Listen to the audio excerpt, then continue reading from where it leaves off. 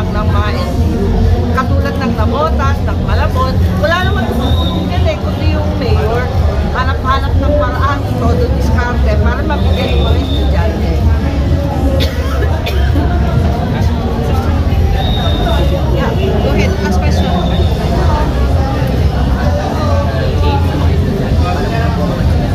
Tanungin mo sa mga estudyante, sila humingi.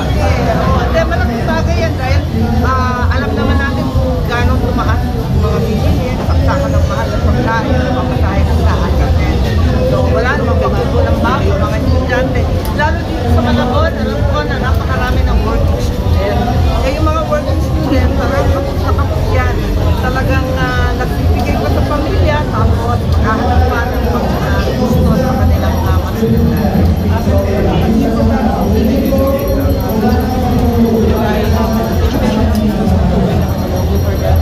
Hindi, kasi dati nandito na ako nung last year at sa sunod na buwan may nakischedule kami na ipamimigay sa mga hindi na aabutan ng pantawing pamilya, yung Philippines. Ito yung mga senior citizens natin, lalo na yung president, solo parent, yung mga hard-hit sector katulad ng TOLA, binibigyan din. Pero ngayon, sinabi ko, palibasa back to school tayo, kinakailangan, tulungan muna natin yung mga estudyante para makapagtapos. Ang dinanas nila, ditong nakarang 3 taon, napakahirap dahil nagsara yung mga eskwela ng 2 taon. Nakahabol tayo, 2 years yan, kaya tulungan natin ang mga estudyante.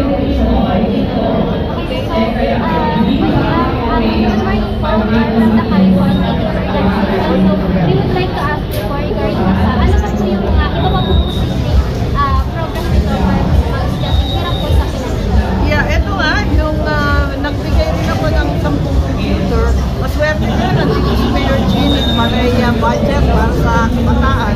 Pero sa kabila nito, may dalawang akong paligsahan na inaanyayahan ko yung Malabon, Nabotas, lahat ng ating mga mag-aaral. Malaking bagay ito. Unang-una, yung Young Farmers Challenge. Dapat sa akin dito yung mga fisher folk. Hanggang ngayon, nag-iintay ako na may manalo na fisher folk na mangingisda. Dapat Malabon, Nabotas, dapat kayo manalo niyan. At sumali po kayo ang premyo 50,000 sa city level, 100,000 kapag team. Tapos aabot hanggang 550,000 pag nanalo sa national. So malaking bagay yun. Napansin ko rin dito sa Malabon, napakarami ng IT, engineering at iba pa.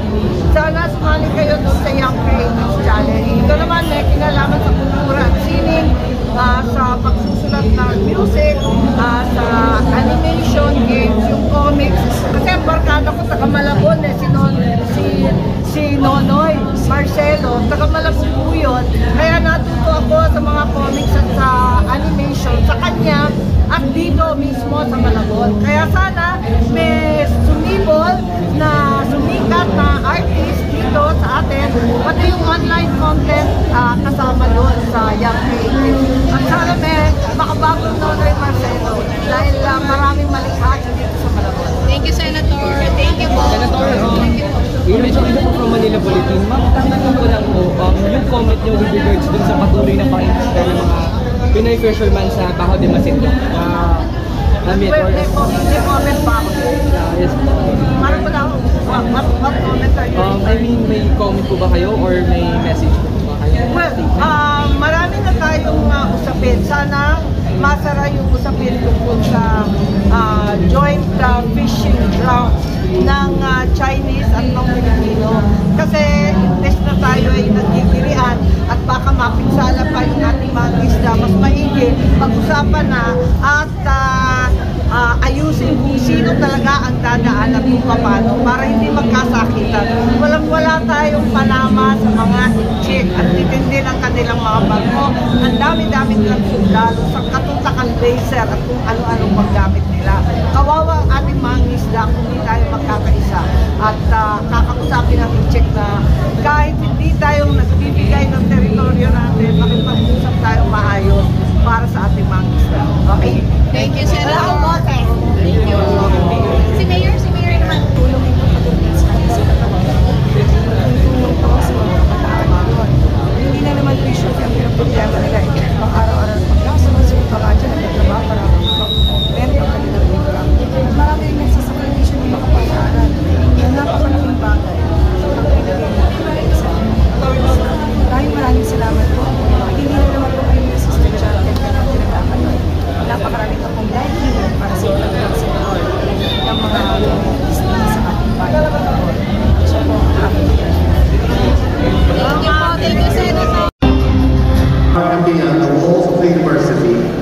shaping the future leaders, innovators, and contributors to society. To the students who are recipients of this generosity, Woman Mayor ng Malabon City, palakpakan po natin, Mayor Jeannie Sandoval! At pinakamamahal nating bisita ngayong araw na ito, Honorable Maria Imelda Josefa Remedios Marcos, IME Solution,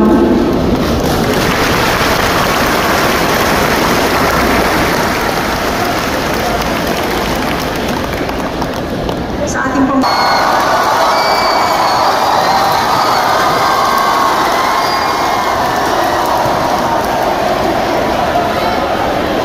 pinakamamahal nating Senator Amy Romualdez Marcos.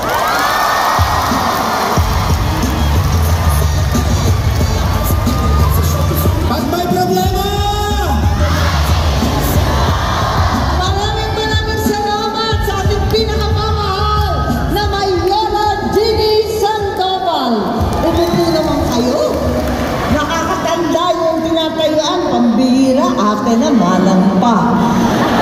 Sa inyo, nagkakamalabon na mga likas na sipsip. Malapit na akong maniwala. Maraming salamat sa ating Mayora, pinakamaagang birthday to. Ayokong tumatanda ng maaga, pero pwede na rin. Maraming salamat po sa inyong greetings. Tunay na nauuna na ngayon ang Malabon sa lahat ng bagay. At nais ko rin batiin ang aking classmate, dakilang classmate ko sa Kongreso, Congressman Ricky Sandoval. Ayan, ating minamahal na CMU President, Dr. Glenn De Leon. Ayan, Director of Student Affairs, Professor Bernadette Guzman. Asa na siya? Awan. Marami yatang student affairs talaga. Teka. Student Council President Jeff Mark Matias. Saan na kayo? Kayo ba dyan? Sino bang Student Council President? Saan? Awan? Ay, kaya ka pala. Maligaling. Andiyan ka pala ba? Dancer. Go. Ang ating Colonel J. Baybayan at lahat ng ating kapulisan, higit sa lahat, DSWD NCR Representative Romelyn Lanata. Asa na yung DSWD? Ayan. Kung talagang sip-sip kayo, yan ang dapat sip-sipan kasi ang pera galing sa DSWD. Eh bakit napakalobat ng palakpak? Uulitin natin ha, DSWD NCR Representative Romelyn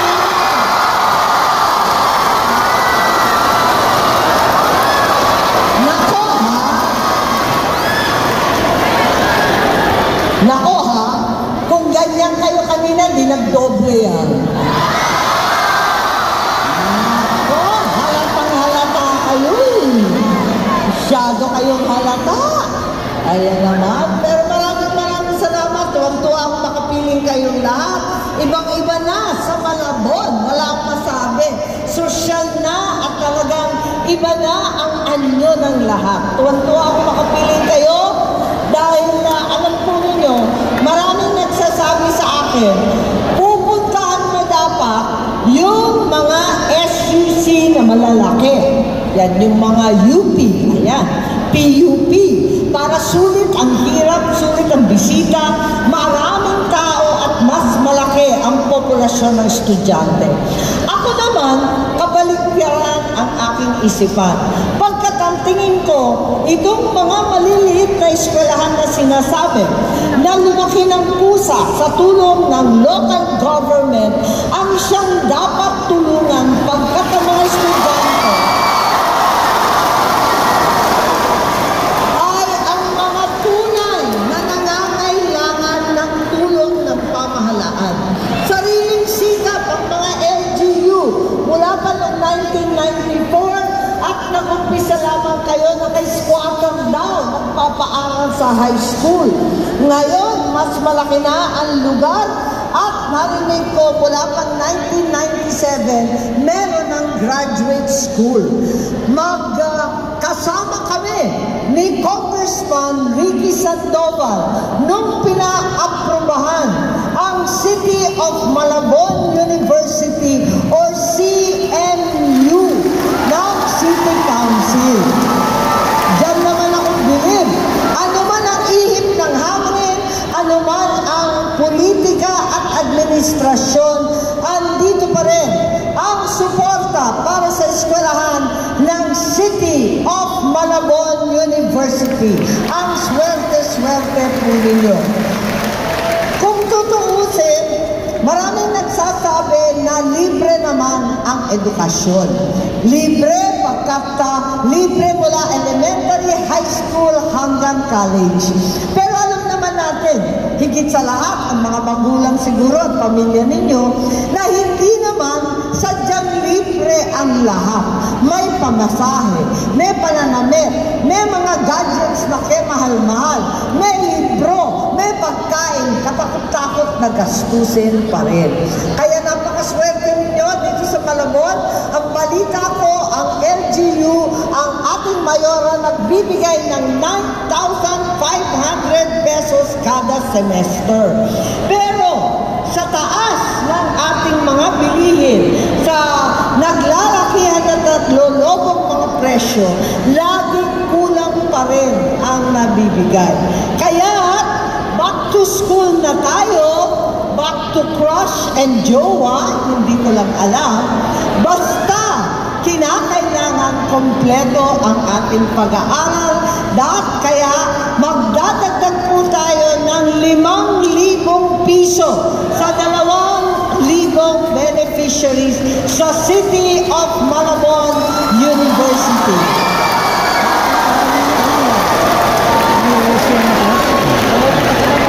So sa inyo, ilan dito ang first year college? Itaas ang kamay. Sino ang first year?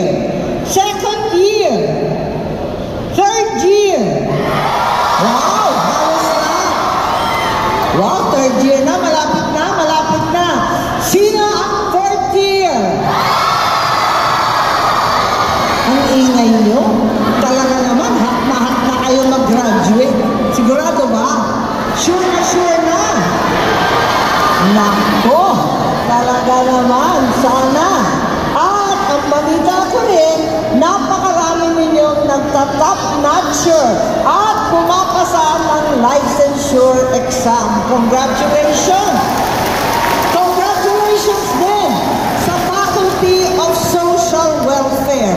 Konting-konti ang ating social work, kaya binabati ko kayo, lalo ng ating faculty. Sip-sip pa more ang ating theme ngayon.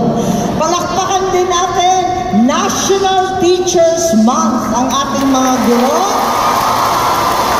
at World Teachers Day bukas. Congratulations at pasasalamat sa ating mga mestra, profesor at dean. Ayan. Kaya tuwan-tuwa ko na makapiling kayo lahat. Sana tuloy-tuloy. Marami po kayong request. Nakita ko na andito yung mga request for financial assistance. Kahit papano, sana maibsan ang inflasyon nitong pagbibigay natin ng 5,000. Meron bang mga gadgets na kinakailangan? Tulong-tulong po tayo, mamimigay tayo ng 10 computer sets with headphone sa araw na ito.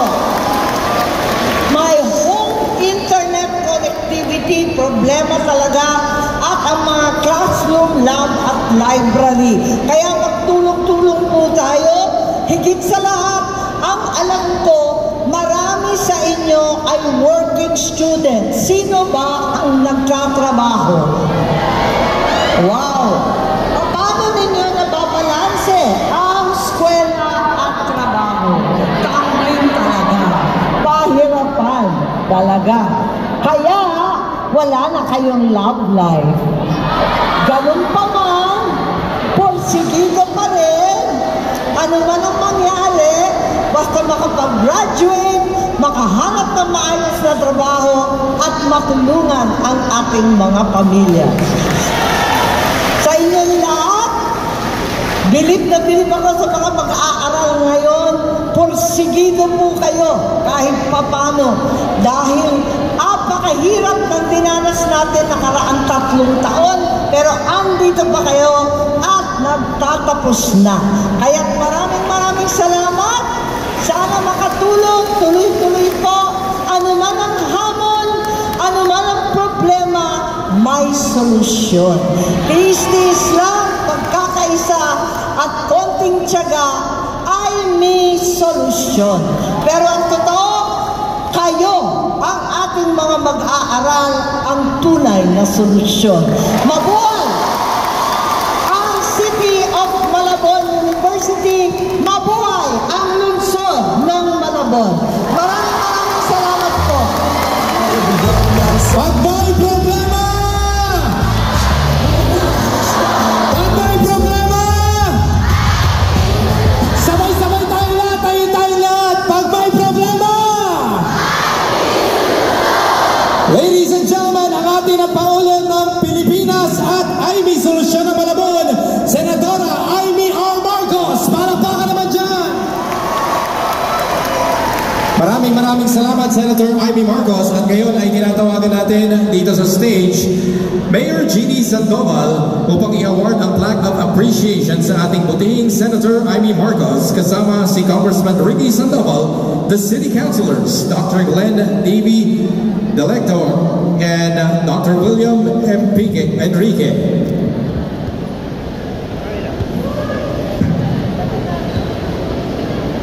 The plaque of appreciation. This plaque is awarded to Honorable Maria Imelda Josefa Remedios R. Marcos, the Senator of the Republic of the Philippines, in grateful recognition in her commitment to fostering brighter future for the youth of our nation and generous support for the City of Malabon University.